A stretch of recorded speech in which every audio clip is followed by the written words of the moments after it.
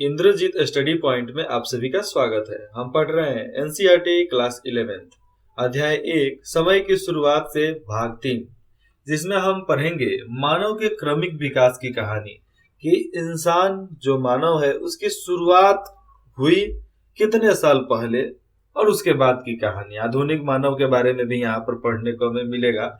अभी हमने पढ़ा कि कैसे अणु को मिलाकर एक जीव बना, उस जीव में कितने प्रजाति थे, उन अलग अलग प्रजातियों में कौन सी प्रजाति हमारी थी और किन प्रजातियों को वजह से हम पैदा हुए, उसके बारे में हमने अभी तक पढ़ा। अब देखिए यहाँ पर कुछ समय दिया गया है कि कब से कब तक कौन पैदा हुआ है। तो यहाँ पर लिखा है आधुनिक मानवों के प्राचीनतम जीवाश्म, जो सबसे हमारे प्राचीन जीवाश्म थे, हमारे पूर्वज जो थे, तो कहाँ और कब, कहाँ और कब। तो इथोपिया ओमो की 20 मतलब आज से 1,95,000 साल पहले की बात बताया जा रहा है। कितना? 1,95,000 साल पहले दक्षिणी अफ्रीका बॉर्डर गुफा दी केल्ड्रस कलासिस नदी का मुहाना, उसका जो शिला है जहां पर लोग पैदा लिए थे पहला पहला बार, तो करीबन 1,20,000 साल पहले की बात है। और करीबन वो बहुत सालों तक आगे चला, 60-70 साल तक आगे चला। उसके बाद से आया कि मार्को द एस सुल्तान, ये लोग भी कब पैदा हुए थे? आज से 70,000 साल पहले। उसके बाद से इजराइल कफजे स्कूल, यह भी आपको 1 लाख साल पहले की बात बताया जा रहा है। ऑस्ट्रेलिया मांगू लेक, यह भी कब उत्पन्न हुआ? आज से करीबन 45,000 साल पहले। बर्नियो निहा गुफा, आज से 40,000 पहले। फ्रांस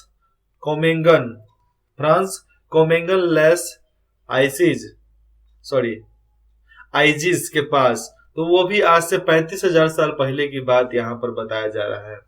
अब ये कौन सा है? यहाँ पर तो कब दिया गया है, ये कब। तो ऐसे एग्जाम्पल आपको जब ऊपर पढ़ोगे ना, तो आपको जब ऊपर पढ़े हो तो उसमें आपको ये समझ में आया कि साल का डिफरेंस बताया गया है। तो यद्यपि आप इस तालिका पर नजर डालें, तो इस तालिका पर जो हम अभी मैंने बताया उस पर नजर डालें, तो आप देखेंगे कि होमोसेपियंस के अस्तित्व के बारे में प्राचीनतम साक्ष्य हमें अफ्रीका के भिन्न भिन्न भागों से मिलते हैं। अफ्रीका के अलग अलग इलाकों से मिलते हैं कि भैया हमारे साक्ष्य कैसे हो सकते थे, कैसे हुआ होगा। मतलब माना जा रहा है कि सब चीज उधर से हुआ, इधर तो कुछ हुक्म नहीं किया। इससे यह प्रश्न उठता है कि मानव की उत्पत्ति का केंद्र कहाँ था, और क्या यह केंद्र एक ही था अथवा बहुत था, चाहे बहुत से थे। मतलब मानव जहां से वो जन्म लिया, क्या उसके जो पूर्वज लोग थे एक ही जगह पर रहते थे? उन्हीं के बाद आगे चल चल के सब कोई का बंटवारा हुआ कि सब किसी के अलग अलग क्षेत्र में होने की वजह से वो लोग अलग अलग क्षेत्र में ही पैदा लिए हैं? यही सवाल यहाँ पर देखने को मिलता है, यही अटक जाता है। आप अपने भारत को ही ले लो, तो भारत में आप कश्मीर इलाके में चल जाओ, उधर उजले उजले लोग मिलेंगे। उधर आप ताइवान की तरफ मिल जाओ, उजले लोग मिलेंगे लेकिन नाक चपटा मिलेगा आपको। ठीक है, क्यों? क्योंकि ठंडा की वजह से वो लोग नाक को हमेशा बांध कर रखते थे, मुंह वगैरह बांध कर रखते थे, चपटा हो गया। जींस में मिल गया कि भैया चपटा होना ही है अब तो। और आप चाइना में चल जाओ, चाइना में अजीबो गरीबों को लोग रहते हैं। यहाँ पर भारत में ही नेपाल, ऐसे दूसरा देश है वो, लेकिन नेपाल भी पहले भारत का हिस्सा हुआ करता था। भले वो उसका राजा अलग था, लेकिन जब इधर मिथिला राज था, राम राज था, उसके बाद से जब अशोक का राज हुआ, चंद्रगुप्त मौर्य का राज हुआ, तो ये लोग उस सारे टेरिटरी पर, मतलब पूरे राज्य पर ये लोग अपना कब्जा करके राज्य चलाया करते थे लोग। तो ये कोई भूलने वाली बात नहीं है। तो आप नेपाल में चले जाओ तो उन लोगों का सिर बड़का बड़का होता है, मतलब थोड़ा चौड़ा होता है। आप साउथ में चले जाओ तो उधर के लोग काले काले होते हैं। हीरोइन लोगों का बात छोड़कर, वो बाल्टी से नहाती होंगे फेयर लवली से। आप मध्य भारत में आ जाओ तो मध्य भारत में आपको एकदम सामान्य तौर पे लोग वहां पर देखने को मिलेंगे। आप चले जाओ अब पूरब में, किधर? पूर्वी भारत में। तो पूर्वी भारत में भी आपको लोग अजीबोगरीब दिखेंगे। जैसा मध्य भारत में दिखता है वैसा तो उधर नहीं दिखेंगे, क्योंकि उधर भी ठंड होता था, गर्मी भी होता है। इसलिए उधर के लोग भी पूरा पोशाक वगैरह पहन कर रखते थे। उन लोगों का कल्चर अलग था, आज का कल्चर अलग है। पहले का उनके राजा के हिसाब से कल्चर था, आज उनका कल्चर देश के हिसाब से बनता है। अब आप भारत के पश्चिम वाले इलाके में चल जाओ तो उधर एकदम हष्ट पुष्ट एकदम तगड़ा लोग मिलेगा। काहे काहे कि उधर सबसे ज्यादा लड़ाई हुआ है, और जिधर सबसे ज्यादा लड़ाई होता है उधर के लोग लड़ना जानते हैं, और जिन लोग लड़ना जानते हैं वो ऐसे ही बहादुर होते हैं, पैदाइशी बहादुर होते हैं। अब शेर के बेटा को कोई सिखाने नहीं जाएगा, शेर का बच्चा चाहे कुत्ते का बच्चा कोई सिखाने नहीं जाएगा किसी को कैसे फाड़ कर खाना है। उसको पता है, वो बचपने से उसको वही देखा है, वही सीखा है, पैदा ही उसी लिए हुआ है फाड़ कर खाने के लिए। इस प्रश्न पर बहुत वाद विवाद हुआ। यहाँ पर क्या हुआ है, आधुनिक मानव का उद्भव कहाँ कब हुआ, कहाँ हुआ, मतलब आधुनिक मानव जो अभी हम सब लोग हैं, हम लोगों का जन्म कब हुआ, कैसे हुआ, क्यों हुआ। क्यों तो बाद में आ गया, हुआ कब और हुआ कैसे। इस प्रश्न पर बहुत वाद विवाद हुआ, और कुछ महान प्रसिद्ध लोग, जिसको बोला जाता है विद्वान लोग, पता नहीं उनको विद्वान बनाया कौन, तो वैसे विद्वान लोग अनुमान लगाते हैं कि सबसे पहले हम लोग बैक्टीरिया थे, बैक्टीरिया से बानर बने, बानर से लंगूर बने, लंगूर से फिर बंदरिया बने, बानर बने, फिर उसके बाद से गोरिल्ला बने, मतलब ये बानर में ही चलोगे, गोरिल्ला बने, फिर गोरिल्ला के बाद से आदि मानव बने, आदि मानव के बाद से ही कुछ कुछ बनना चालू किए। और इस विषय पर थोड़ा अलग दृष्टि से थोड़ा दृष्टि डाले इस पे, मतलब दूसरे तरफ से, तो समझ में आएगा कि इस विषय पर दो मत प्रचलित हैं। इस विषय पर दो बातों को लोग बताते हैं, जो विद्वान लोग होते हैं वही लोग बताते हैं, जो एक दूसरे से बिल्कुल विपरीत है। एक इधर का है, एक तो उधर का है भैया। अब दिक्कत क्या है इनमें, तो इनमें से पहला मत है जो है क्षेत्रीय निरंतरता मॉडल, मतलब जिस क्षेत्र में जैसा मौसम, जैसा वातावरण, वैसा ही वहां का सामान, तो वैसा ही उसको माना जाता है उसी इलाके का मॉडल, क्षेत्रीय निरंतरता मॉडल, जिसको इंग्लिश में बोलते हैं कॉन्टिन्यूटी मॉडल्स। ठीक है, जिस इलाके में जो लोग हैं वो उधर का ही सभ्यता को उधर के क्षेत्रीय मॉडल के नाम से जानते हैं। तो बात यहाँ पर आ गई, एक बोला कि ये सब क्षेत्रीय मॉडल के हैं, मतलब जैसे जहाँ के लोग, ठीक है भैया, वहां के वैसे आदमी है अभी आधुनिक मानव। तो जिसके अनुसार अनेक क्षेत्रों में अलग अलग मनुष्यों की उत्पत्ति हुई, और अलग अलग में, और दूसरा मत ये भी है कि प्रतिस्थापन मॉडल, रिप्लेसमेंट मॉडल। इसके पहले मैं आपको ऊपर वाला बता देता हूँ क्षेत्रीय मॉडल क्या क्या है। तो क्षेत्रीय मॉडल में आप समझ गए कि जिधर के इलाके के लोग उधर का ही हुआ इंसान, ठीक है, उधर ही उसका उत्पत्ति हुआ है। यहाँ पर भी बोला गया, उसके नीचे भी है कि जैसा जैसा क्षेत्र वैसा वैसा लोगों की उत्पत्ति वहां पर हुई। अब दूसरा का आ जाता है रिप्लेसमेंट मॉडल। अब रिप्लेसमेंट मतलब सर्वप्रथम करता है, मॉडल का सर्वप्रथम करता है, मतलब जैसा मॉडल है उसी को दोहराता है, जिसके मुताबिक मनुष्य का उद्भव एक ही स्थान अफ्रीका में हुआ, मतलब मनुष्य एक ही जगह पर पैदा हुआ, जो जगह का नाम था अफ्रीका। कौन सा जगह था? अफ्रीका। यह तर्क वर्तमान मनुष्य में देखने वाली लक्षणों की क्षेत्रीय विविधताओं पर आधारित है कि मनुष्य एक ही स्थान पर पैदा हुआ।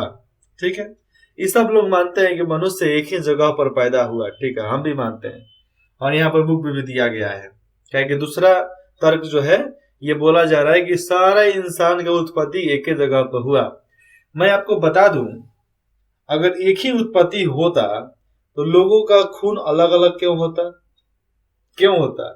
किसी का A प्लस, किसी का A माइनस, किसी का B प्लस B माइनस, किसी का AB प्लस तो किसी का AB माइनस, किसी का AB माइनस तो AB प्लस। ठीक है, उसके बाद से O पॉजिटिव तो O निगेटिव, है ना। अब इतना ज्यादा डिफरेंस है ब्लड में। कितने प्रकार के ब्लड हो गए? 1 2 3 4 5, तो 5 दूनी 10 प्रकार के ब्लड हो गए। ठीक है, तो 10 प्रकार के ब्लड हैं, 10 प्रकार के ब्लड हैं, तो भैया 10 प्रकार के लोग एक ही जगह पर थोड़े पैदा हो सकते हैं, एक ही घर में थोड़े पैदा हो सकते हैं। अब देखिए यहाँ पर मैं आपको बता दूं, अगर माँ बाप का ब्लड ग्रुप किसी का ए है, किसी का ओ है, अगर बेटी पैदा होगी तो उसका ब्लड ग्रुप ए भी हो सकता है, चाहे बी पॉजिटिव तो नहीं होगा, ए पॉजिटिव हो सकता है, लेकिन ए पॉजिटिव होने का चांस नहीं है। क्यों? तो उसमें पिता का जीन्स मिला हुआ है। ठीक है, तो उसमें ओ जाएगा, नहीं तो ए पॉजिटिव हो जाएगा, नहीं तो माइनस चला जाएगा। और लड़का होगा तो डेफिनेटली ओ पॉजिटिव होगा ही। क्यों भैया? क्योंकि उसके में पूरा जीन्स किसका गया? पिता का गया, तो ओ पॉजिटिव चला गया। तो बात यहाँ पर आ जाती है कि एक ही जगह पर अगर सब लोग पैदा हुए रहते हैं तो ये 10 प्रकार के खूनों में अंतर नहीं होता। 10 प्रकार के खून हमें देखने को ही नहीं मिलते। और क्षेत्रीय निरंतरता मॉडल के अनुसार, अब देखो यहाँ पे जो ऊपर का जो क्षेत्रीय मॉडल के बारे में जो बात हो रही थी, तो क्षेत्रीय निरंतरता मॉडल के अनुसार अलग अलग प्रदेशों में रहने वाले होमोसेपियंस का आधुनिक मानव के रूप में विकसित होना धीरे धीरे अलग अलग रफ्तार से हुआ। मतलब धीरे धीरे जैसा जैसा जगह वैसा वैसा उनका रफ्तार बढ़ा, और इसलिए आधुनिक मानव दुनिया के विभिन्न भागों में पहली मर्तबा अलग अलग स्वरूपों में दिखाई दिए। ठीक है, मानते हैं। तो आज भी आप अलग अलग इलाके में जाओगे तो कहीं पर आपको कुछ और लोग दिखेगा, कहीं पर कुछ और लोग दिखेगा। जहां पर गर्मी है वहां पर काला लोग दिखेगा, जहां पर ठंडी है वहां पर मुर्गा छिलल जैसा दिखेगा। सब है कि नहीं? तो माना जाता है कि जहां जैसा का वातावरण, जहां जैसा मौसम, उधर का वैसा लोग। पहले इतना ज्यादा पॉल्यूशन बीमारी वगैरह नहीं था, तो पहले लोग 150, 200, 300, 400, 500, 1000 साल जीते थे, है ना? और आज के समय में 60 साल, 20 साल, 30 साल, 40 साल, कोनो तो पैदल लेते मर जा रहा है सब। तो आजकल खत्म हो गया है, सब चीज खत्म है। अब रफ्तार उतना नहीं रह गया ना। अब रफ्तार आइए जाइए बस इसी में रह गया है, क्योंकि हम लोग हर चीज को छोटा कर चुके हैं। तो यहाँ पर माना जाता है, क्षेत्रीय मॉडल के अनुसार देखा जाए तो सब किसी का विकास अलग अलग रफ्तार से हुआ, क्योंकि अलग अलग वातावरण उसको मिला था। इसलिए आधुनिक मानव दुनिया के विभिन्न भागों में पहली मर्तबा अलग अलग रूपों में ही दिखाई दिए। अब यहाँ पर यह भी तर्क सामने आ चुका है कि हर चीज अलग अलग है। हाँ ठीक है, आगे देखिए। यह तर्क आज के मनुष्यों के लक्षणों की विभिन्नताओं पर आधारित है, और जो भी तर्क दिया जाता है आज के मनुष्य को देखने के बाद ही दिया जाता है। मतलब यहाँ पर बोला जाता है, कभी कभी मैं पार्लियामेंट के अंदर का भाषण सुनता हूँ तो कोई कोई नेता बोलता है सब कि हम अकेले नहीं बोल रहे हैं, हम 125 करोड़ देशवासियों के तरफ से बोल रहे हैं। भैया 125 लोगों के तरफ से तुम बोल रहे हो, तो बाकी लोग क्या अचार डाल रहे हैं वहां पे? हैं? हमने तो तेरे को ऑर्डर दिया नहीं, तो तू मेरे लिए कैसे बोल दिया? तो वहां पे हमने तुमको वोट दिया नहीं, तुमने मेरे लिए कैसे बोल दिया? तो ये सब बोलने की बातें हो जाती है, कोई बोलता नहीं है। आज के डेट में जितना भी नेता है सब अपना स्वार्थ देखता है, सब अपना। क्योंकि अपना पेट भरो सब चीज जायज है भैया। पेट भरा रहता है तो लोग नहीं सोचते हैं, पेट खाली रहता है तो लोग कमाने का भी सोचते हैं। और किसी का सपना बड़ा होता है तो वो सपना पूरा करने के लिए भी सोचता है। इस दृष्टिकोण के समर्थकों में जितने भी समर्थन इसके हैं, तो सारे समर्थनों में बोलने वाले के अनुसार ये उपयुक्त असमानताएं एक ही क्षेत्र में पहले से रहते आए। होमो इरेक्टस जो पहले वाले क्षेत्र में जो एक ही जगह पर रहते थे, होमो इरेक्टस और होमो हाइडेलबर्गेसिस समुदाय में पाई जाने वाली विभिन्नताओं के कारण है। अब फिर मतलब आगे बोला जाता है कि ये लोग दो सभ्यता में रहते थे, इनका दो ही समुदाय था। एक का नाम था होमो इरेक्टर्स, एक का नाम तो होमो हाइडेलबर्गेसिस। मतलब दो समुदाय थे और दोनों में थोड़ा मोड़ा विभिन्नताएं थी, इसीलिए लोग मिलते मिलते 10 प्रकार के खून वाले लोग हो गए। कहीं नहीं किसी इंसान के शरीर में भैंस का खून चढ़ा दिया जाता है, गाय का खून चढ़ा दिया जाए, कुत्ता बिलाई का खून चढ़ा दिया जाए, मर जाएगा तुरंत। भैया सब प्रजातियां दे के है ना, चढ़ा डालो। हाँ, पहले के जमाने में ऐसा होता था। पहले के जमाने में राजा महाराजा को खून का कमी हो जाता था ना, तो टैंकी से लेकर डाल दिया जाता था, राजा तुरंत छटपटा के मर जाएंगे।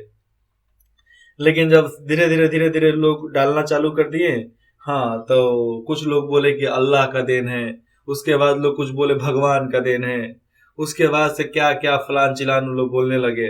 लेकिन बात यहाँ पर साफ आ जाती है, अगर आपका इम्यूनिटी तगड़ा है, हमारा ब्लड ग्रुप ओ पॉजिटिव है, तो हमको कोई ओ पॉजिटिव वाला ही ब्लड ग्रुप मतलब अपना खून दे सकता है। लेकिन हम किसी को दे सकते हैं, ए बी प्लस हो, चाहे ए प्लस हो, बी प्लस हो, ओ पॉजिटिव, हम किसी को खून दे सकते हैं। आई एम सर्वाहारी आदमी। तो बात यहाँ पर साफ आ जाती है ना कि कुछ लोगों को इसलिए ही बनाया जाता है कि जो जनता का सेवा करने के लिए ही पैदा हुए हैं। किसके लिए? जनता का सेवा करने के लिए ही पैदा हुए हैं। ठीक है, साफ भाषा में यही जानिए आप। ये समुदाय वगैरह छोड़ दो, पहले के जमाने की बात छोड़ दो। मैं आपको साफ साफ बता दूं कि कोई गारंटी नहीं है कि इंसान पहले कीड़ा मकोड़ा था क्या नहीं था। लेकिन इतना बता सकता हूं कि पहले के लोगों की हाइट बड़ा हुआ करता था, बहुत बड़े बड़े लोग हुआ करते थे, गाछ वृक्ष भी बहुत बड़ा बड़ा हुआ करता था। और जिस तरह लोग छोटे होते गए, पेड़ पौधा भी छोटा होता गया जी। क्यों? लोग छोटे क्यों होते गए? प्रदूषण के वजह से। ध्वनि प्रदूषण, वायु प्रदूषण, पानी प्रदूषण, भूमि प्रदूषण, जिसके वजह से लोगों की मानसिकता छोटी होती गई। आज चंद फायदे के लिए कंपनियां कितने घोटाला कर डालती है। 500 रुपया के लिए लोग कपार फोड़ देते हैं, 50 रुपया के लिए लोगों को मारते हुए देखे हैं हम। ये जमाना आज देखने को मिलता है ना। थू है इसे आधुनिक मानव पे, जो चंदी मानी पैसा पर लड़ने लगते हो। चलिए आगे देखते हैं। आधुनिक मानव के बारे में हो गया। अब प्रतिस्थापन और क्षेत्रीय निरंतरता। प्रतिस्थापन मतलब एक जगह से दूसरे जगह पर जाना, चाहे एक ही क्षेत्र के इर्द गिर्द रहने वाले लोग, उनके बीच में प्रतिस्पर्धा क्या था, प्रतिस्थापन क्या था, उसके बारे में। प्रतिस्थापन मॉडल में यह कल्पना की गई है कि मतलब यहाँ पर लोग सोचे हैं कि मानव के सभी पुराने रूप, जो भी मानव के पुराने रूप हो, बड़ा मूड़ी, छोटा मूड़ी, बड़ा शरीर, छोटा शरीर, ठीक है, चाहे वह कहीं भी थे, बदल गए। क्या हो गए? बदल गए।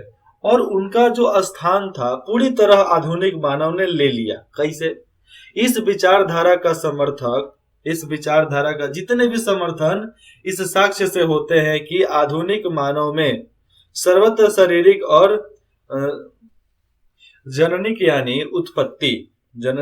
उत्पत्ति मूलक समरूप पाई गई जाती है। हर तरफ में कुछ ना कुछ समानताएं मिलती ही हैं। समरूप मतलब एक जैसा हर लोग कहीं ना कहीं पाए जाते हैं। चलो वो नहीं मिला, रूप नहीं मिला, शरीर नहीं मिला, ठीक है, लेकिन कहा जाता है कि एक ही जैसे दिखने वाले 7 प्रकार के लोग, मतलब एक ही शक्ल के 7 लोग होते हैं पूरे यूनिवर्स में, मतलब अपने पूरे धरती वगैरह मिलाकर। लेकिन ब्लड ग्रुप तो अपना वही है जी। चाहे आप अमेरिका का लोग उठा लो, चाहे बिहार का लोग उठा लो, चाहे हिंदुस्तान का लोग उठा लो, यूपी का लोग उठा लो, कहीं का लोग उठा लो, ब्लड ग्रुप तो आपको एक ही मिलेगा। लेकिन उस ब्लड में बीमारी कितना है उस जगह के अनुसार मालूम चलेगा। कैसे? जिधर के लोग मसाला खाते हैं, लड़ाई करते हैं, उनका ब्लड ग्रुप एकदम बढ़िया होगा, वो किसी को धो देगा, क्योंकि भैया वो जेनेटिक ही है। मारने पीटने का तो जेनेटिक पैदाइशी खून में आता है ना। और जहां पे उजले उजले लोग होते हैं उनमें हम अपना खून ले जाकर चढ़ा डालो। सबसे काले वाले लोगों का खून चढ़ाओ किसमें? जो सबसे उजला दिख रहा है, वो धीरे धीरे उसका उजलापन खत्म हो जाएगा, नहीं तो वो मर जाएगा, बीमारी से बीमार हो जाएगा वो। ऐसे लोग यह तर्क देते हैं कि, कैसे लोग तर्क देते हैं? जो इन सब में समरूप समानताएं रखते हैं। तो वैसे लोग तर्क देते हैं कि इनमें अत्यधिक समानता इसलिए पाई जाती है, सबसे ज्यादा समानता इसलिए पाई जाती है कि उनके पूर्वज एक ही क्षेत्र यानी अफ्रीका में उत्पन्न हुए थे। अभी वही मान रहा है लोग कि हाँ, इन सब के पूर्वज एक ही जगह पर अफ्रीका में ही पाए जाते थे और वहीं से अन्य स्थलों को गए, मतलब अलग अलग जगहों को चले गए।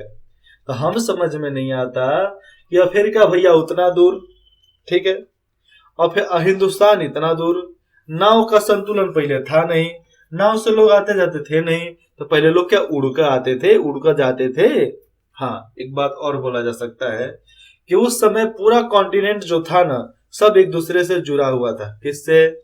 सब एक दूसरे से जुड़ा हुआ था। और समय का मार, भूकंप के वजह से सब धीरे धीरे बढ़ता चला गया। और उसके बढ़ते चले जाने के वजह से लोग आगे पूरे इलाके में फैल गए। तो मैं नहीं मानूंगा कि वह अफ्रीका का ही भूमि है, मैं ये मानता हूं कि वह इस देश की नहीं, इस पूरे संसार की भूमि पर उत्पन्न हुए थे, एक जगह पे जहां से ये फैल सकते हैं। कोई गारंटी नहीं कि वो अफ्रीका में ही हो, कहीं भी हो सकता है भैया, कुछ भी हो सकता है।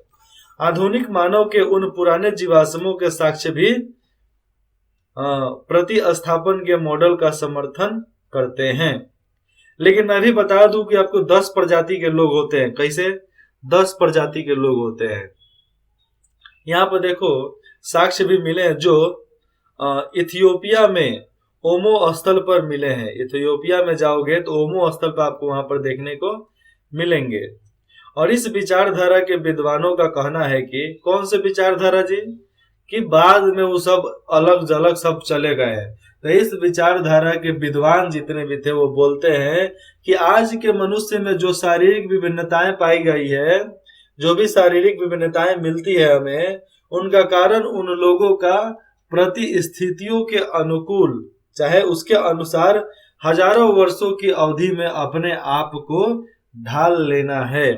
मतलब वो लोग हजारों साल से अपने आप को उसमें ढाले हैं, इसलिए वो अलग अलग रूपरेखा में बदल गए हैं।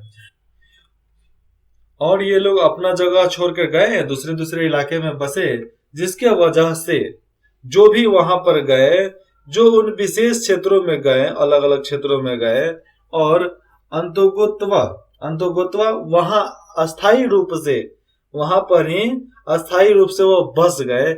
इसीलिए वहां के वायुमंडल, वहां के वातावरण, वहां के मौसम के अनुकूल उन्होंने अपने आप को ढाला, इसीलिए उनकी शारीरिक बनावट बदल गई।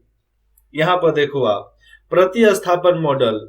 अफ्रीका में सबका जन्म हुआ, एशिया और यूरोप इन्हें से टूट गया, इन्हें से टूट गया तो आगे जाकर अफ्रीका उनका बट गया, इधर का एशिया अपना बांट लिया, सब ऐसे ही बढ़ते चले गए।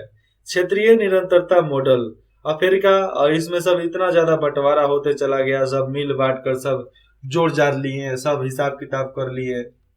ये सब यहाँ पर आम भाषा में देखने को मिल जाते हैं। अब अपना अगला टॉपिक है आदिकालीन मानव। आदिकालीन मानव कौन? पहले वाले मानव। भोजन प्राप्त करने के तरीके। भैया भोजन तो सब कोई करते थे ना, तो भोजन को पाने का तरीका कौन कौन सा था उसके बारे में। तो अब तक हम आदि मानव के बारे में बहुत कुछ पढ़ा। क्या क्या पढ़ा? बहुत कुछ पढ़ा। अब हम क्या पढ़ेंगे? अस्थिपंजर एक अवशेषों से संबंधित साक्ष्य पर विचार करते रहते हैं। क्या यहाँ पर है कि उनके अनुसार क्या क्या उन लोगों ने पाया, उसके साक्ष्य पर हम विचार करते रहे हैं। ठीक है, और यह देखते रहे हैं कि उपमहाद्वीपों के आर पार, कहाँ पे? उपमहाद्वीपों के आर पार, इधर चाहे उधर, लोगों के आवागमन के इतिहास को पुनः निर्मित करने के लिए इन अवशेषों का उपयोग किए, मतलब उसकी प्रक्रिया यहाँ पर दिखाया गया है, उसके उपयोग किस प्रकार किया गया उसको भी यहाँ पर दिखाया गया है। लेकिन इन सबके अलावा मानव जीवन के रोजमर्रा के साधारण पहलू पर विचार करना भी उतना ही आवश्यक है। भैया लोग रोज खाते थे, रोज पीते थे, रोज पैखाना जाते थे, ठीक है, लेकिन रोजमर्रा के काम में करते क्या क्या थे उतना तो सब किसी को पता है कि करेगा, कैसे करेगा उसके बारे में। आइए तो देखें इनका अध्ययन कैसे किया जा सकता है। चलिए आरंभ करते हैं। आदिकालीन मानव कई तरीकों से अपना भोजन जुटाते थे, कई तरीकों से। जैसे में संग्रहण का मतलब होता है इकट्ठा करना, शिकार मारना, उपमार्जन उसका भी थोड़ा मोड़ा बचा कर रखना, उसके बाद से आता है मछली पकड़ना, मछली पकाना, मछली खाना। संग्रहण की क्रिया में पेड़ पौधों से मिलने वाले खाद्य पदार्थ, कहां से? संग्रहण के क्रिया में पेड़ पौधों से मिलने वाले खाद्य पदार्थ जैसे बीज, गुठलियां, बेर, फल एवं कंदमूल इकट्ठा करना शामिल है। क्योंकि भैया खाने के लिए तो लोग क्या क्या नहीं कर देते थे। हमको याद है कि मैं जब 9वीं क्लास में पढ़ता था तो हम लोग चाय पीने के लिए चले आते थे 5 किलोमीटर आगे। कितना? एक छोटा सा कप चाय पीने के लिए, 5 रुपए का चाय पीने के लिए हम लोग चलाते थे 5 किलोमीटर। मतलब 25 रुपए का तेल जलाकर आते जाते थे लोग एक छोटा सा चाय पीने के लिए। आज उसी इलाके में वहीं पर आज करीबन 3 से 4 साल हो गया मेरे को रहते हुए, लेकिन वहां पर चाय पीने कभी नहीं जाता मैं। क्यों? जो चीज हमें आसानी से मिल जाता है हम उसके लिए कभी भी कोशिश ही नहीं करते। इसीलिए अपने आप को इतना जटिल बनाओ, अपने आप को इतना ज्यादा मुश्किल वाला बना दो कि कोई काम करने में आपको मजा आवे। हर चीज, खाना खुद से बनाकर खाओ, मजा आएगा। जला हुआ बनेगा तब भी खाओगे, नहीं जला हुआ तब भी खाओगे। नमक कम होगा तब भी खाओगे, नमक ज्यादा होगा तब भी खाओगे। मिर्चा ज्यादा होगा तब भी खाओगे, मिर्चा कम होगा ज्यादा खाओगे। लेकिन वहीं पर बना बनाया मिल जाए, आज ये कम है वो कम है, रोटी जल गया, फलना चिलना क्या क्या, हम ये नहीं खाएंगे, अच्छा नहीं लगता है, हम भी बोलते हैं। लेकिन हमारा बोलने का एक साक्ष्य भी है। आता है एक ऐठा, गांव में आपको मिलेगा, तो वो खाने से मेरे को एलर्जी है तो मैं नहीं खाता। आता है केकड़ा मछली में, उसको मैं खाता हूं तो पेट दर्द करने लगता है, इसलिए मैं वो भी नहीं खाता। आता है एक फिर झींगा, मछली का प्रजाति ही है, तो झींगा खाने से मुझे उल्टी जैसा आने लगता है, वोमिटिंग, इसलिए भी मैं नहीं खाता। तो मेरा नहीं खाना ये जायज है, यहाँ पे ये गलत नहीं है, क्योंकि हमारा बॉडी उसको नहीं लेता है, इनहेल नहीं करता, उसको नहीं पचाता है, इसलिए हम उसको नहीं लेंगे। और ये मेरा ये फैसला ये सही है। लेकिन जो चीज आप खा सकते हो, पचा सकते हो, उसको नहीं खाना, ये आपकी गलती है। आगे देखते हैं। संग्रहण के बारे में तो केवल अनुमान ही लगाया जा सकता है कि वो क्या इकट्ठा करते होंगे, वही उन्हीं को पता है, क्योंकि इस संबंध में प्रत्यक्ष साक्ष्य बहुत कम मिला है। मतलब सबूत ही नहीं है किसी के पास जी। हमें हड्डियों के जीवाश्म तो बहुत मिले, हड्डी बहुत मिले, अनेकों जानवर का हड्डी मिले, पर पौधों के जीवाश्म तो दुर्लभ ही है। क्योंकि 500 साल पहले, 500 साल पहले, 100 साल पहले, करीबन आज से 100 साल पहले अगर लकड़ी गाड़ दो मिट्टी में तो आपको लकड़ी मिलेगा नहीं। आप 100 साल बाद उसको खोदोगे तो लकड़ी नहीं मिलेगा, मिट्टी ही मिलेगा। इसीलिए लाखों अरबों साल पहले का दबा हुआ आपको कहां से मिलेगा जी? जितना भी दब गया है उसे पेट्रोल बन गया है, इथेनॉल बन गया है, केरोसिन बन गया है, कोई कोयला बन गया है, तो ऐसे ऐसे चीज तो मिल रहे हैं। जो पहाड़ जमीन में धस गए हैं वो पहाड़ क्या हो गए हैं? कोयला, रॉ मटेरियल बन गए हैं वो सब। मतलब जो हमारे रोजमर्रा की जिंदगी में काम करने वाले कामों में उनका योगदान आता है। और जो पहाड़ ऊपर है उससे हम पानी लेते हैं, उससे हम हवा लेते हैं, उसके वजह से हमारे सारे फसल हरराते रहते हैं, हरियाली रहती है हमारी खेतों में। तो बहुत कुछ यहाँ पर देखने को मिला है। दुनिया घूमोगे तो आपको भी बहुत कुछ घूमने को, देखने को, सीखने को, जानने को, महसूस करने को, अनुभव करने को मिलेगा। पर पौधों के जीवाश्म दुर्लभ है। मैंने आपको बताया क्यों दुर्लभ है। तो पौधों से भोजन जुटाने के बारे में सूचना प्राप्त करने का एक तरीका दुर्घटना या संयोगवश जले हुए पौधों से प्राप्त अवशेषों का अध्ययन है। क्योंकि जो चीज हमें मिला उसका अध्ययन करके बताया जा सकता है सोच समझ के कि ये हुआ होगा। ऐसे जो पुरातात्विक के लोग होते हैं ना, पुरातात्विक विभाग के लोग, वो अपने मन के ऊपर है, जो ऐसा उनका मन सोच लिया वैसा वो स्टेटमेंट दे देगा सब। एक तो पागल जैसा खोपड़ी रहता है, हमेशा एकदम किताबों की दुनिया में ढुका हुआ। आपके उस पुरातात्विक विभागों के रूम में चले जाइए, किसी भी पुरातात्विक विभाग के जो भी अफसर हो गए, चाहे कोई भी कर्मचारी, उसके घर में चले जाइए, आपको सबसे ज्यादा वहां पर किताब दिखेगा। इतिहास का किताब, इधर उधर का सामान मिला उसका किताब, नोट्स मिलेंगे, आपको सामान मिलेंगे। कोई तो भूतिया इलाका जैसा बना कर रखता है अपने घर को, तो ऐसे आपको उनके घर में देखने को इजीली मिल जाएगा, आसानी से। आप घर के अंदर बैठोगे तो लगेगा शमशान घाट में बैठे हुए हैं, कब्रिस्तान से कब भूत निकल के आगे पकड़ ले आपको, ऐसा लगेगा वहां पे। क्योंकि जो साइंटिस्ट लोग होते हैं वैसे भूत वैसा ही दिखते हैं, अच्छा तो दिखते नहीं है। बड़ा बड़ा बाल, नाखून बड़ा बड़ा, दांत से काट लेते हैं नाखून, चेहरा कभी साफ किए कि नहीं किए, खाना खाए कि नहीं खाए, कपड़ा साफ किए कि नहीं किए, इस सब के बारे में सोचेंगे तो अपना काम कब करेंगे। आज के नवयुवक जितने भी आज के बच्चे हैं वो इसी के बारे में सोचते हैं। नाखून बड़ा हो गया, दांत से काटेंगे बैक्टीरिया चला जाएगा। आजकल यूट्यूब पर भी दिखता है कि बैक्टीरिया इतना ज्यादा दिख रहा है, पानी में बैक्टीरिया। अरे भैया पानी में बैक्टीरिया सब किसी को पता है, तब भी पीते हैं कि नहीं पीते हैं। अब कोनो दूध को चेक कर लेगा, नाखून को चेक कर लेगा, भाई नाखून ड्राई है भैया, उसको हम कितना भी चाटेंगे तो वो खत्म हो जाएगा। अब डॉक्टर बताते हैं नाखून नहीं खाना चाहिए। काहे नहीं खाना चाहिए? नाखून इसलिए नहीं खाना चाहिए बच्चों को क्योंकि उनका जीभ जो होता है ना एकदम मुलायम होता है। अगर जीभ पर थोड़ा सा भी स्क्रैच हो गया आपको खून देने लगेगा। अगर नाखून खाते खाते ऊपर का मसूरा फाड़ लिए तो उसमें भी दिक्कत हो जाएगा, खाने वाने में दिक्कत हो जाएगा। गले में फंस गया आपका भोकल खराब हो जाएगा। अतरी में चला गया, फंस गया पाइप में, तो आपका पाइप खराब हो जाएगा। इसीलिए बताया जाता है कि बच्चों मत खाओ नाखून, बड़ों के लिए कुछ इंटरफेयर नहीं है, इसमें कुछ दिक्कत ही नहीं है, तुम कुछ भी करो, डूब मरो, कोई कुछ नहीं बोलता है। क्यों? आपको मैं एक कहानी से बताता हूं। कहानी इस तरह है कि आप बचपन में आप कितने भी क्लास में हो, 1 2 3 4 नर्सरी, एलकेजी, यूकेजी, आपको बचपन में क्या सिखाया गया कि बूंद बूंद से तालाब भरता है। बूंद बूंद से एक एक पत्थर को भरेंगे तो तालाब भरेगा। बड़े हो जाओगे तो क्या बोलेंगे? तुम्हारे सुधरने से कुछ नहीं होने वाला। तुम्हारे सुधरने से अगर लोग सुधर जाते ना तब ले कितने लोग सुधर गए होते। अरे भैया पहले अपने को सुधारना, पहले अपने सुधरने दो, तब ना दूसरे को सुधारा जा सकता है जी। लेकिन यहाँ पर उल्टा है भैया, जब जितने भी प्राकृतिक रूल्स आ जाते हैं, कुछ भी खाना पीना बनाना रिश्ता नाता कुछ भी जब आप पे आएगा ना वो सब उल्टा हो जाएगा। ये है साक्ष्य, सब उल्टा हो जाने वाला है।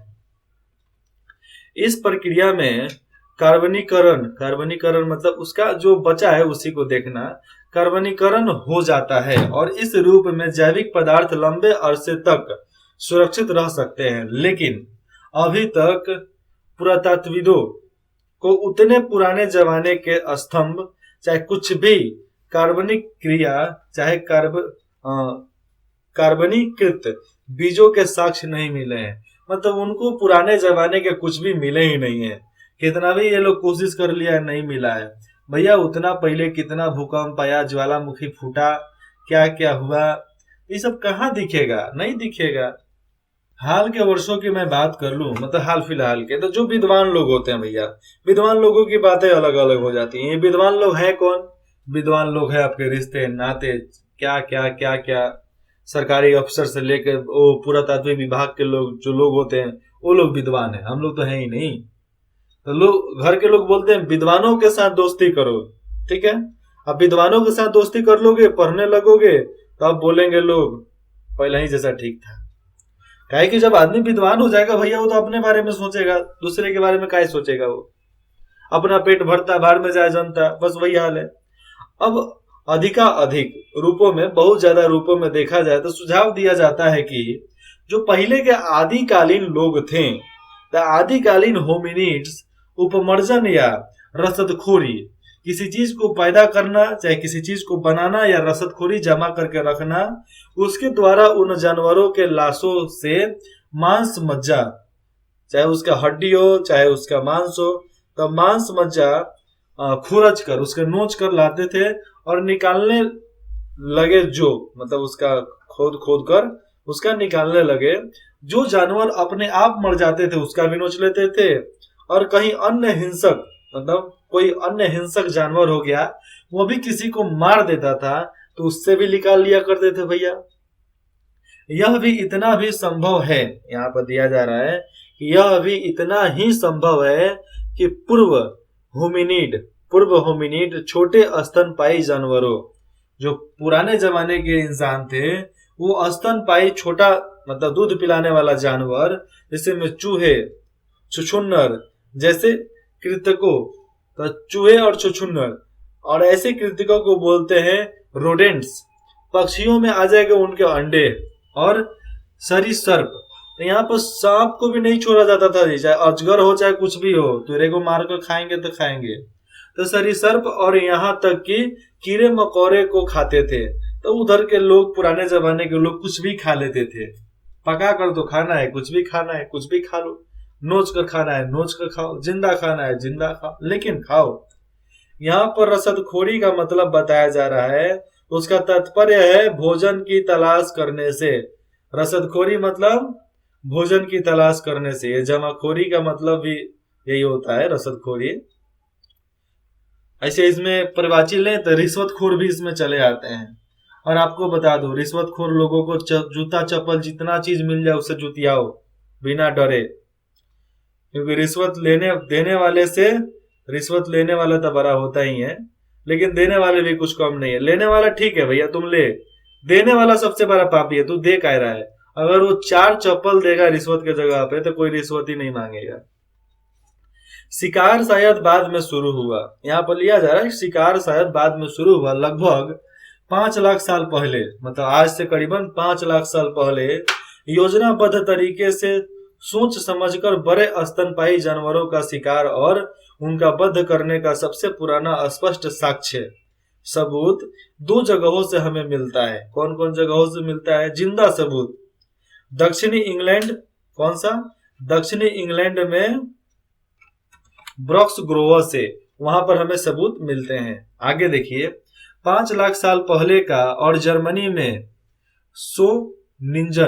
सोनिंजन से 4 लाख साल पहले का मिलता है। सोनिंजन में जाओगे तो आपको 4 लाख साल पहले क्या हुआ है, क्या वो नहीं हुआ, सब मालूम चलेगा। मछली पकड़ना भी भोजन प्राप्त करने का एक महत्वपूर्ण तरीका था, इसलिए मछली खाना चाहिए।